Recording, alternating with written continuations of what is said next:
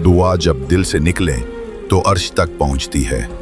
रुखसाना की दुआ भी बरसों बाद सुनी गई, और फिर जब रब ने सुनी तो सिर्फ तोहफा नहीं, मोजज़ा अता किया। 2 बेटियां, 1 बेटा, सबके चेहरे एक जैसे, मासूम, चमकते हुए। वही लोग जो कल तक रुखसाना को ताने देते थे, आज कह रहे थे ये तो मोजज़ा है, अल्लाह का करम। असल हैरत तो अभी बाकी थी। तीनों बच्चे कुछ अलग से थे। अगर एक रोता, बाकी 2 भी परेशान हो जाते। अगर एक जागता, बाकी 2 भी बेदार हो जाते। कोई दुख, कोई तकलीफ, तीनों एक साथ महसूस करते।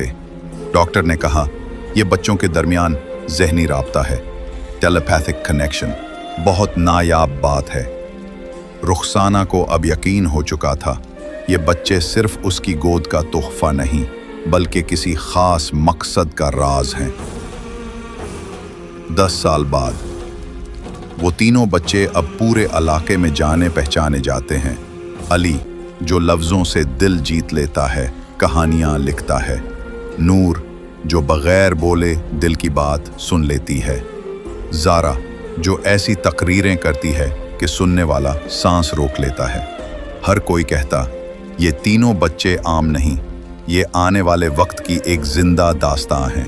रुखसाना, वही औरत जिसकी गोद बरसों खाली रही, आज एक जिंदा मोजज़ा की माँ है। अल्लाह जब देता है तो सिर्फ नेमत नहीं, निशानी देता है। और जो सब्र करते हैं उनके हिस्से में वो कुछ आता है जो सबके नसीब में नहीं होता।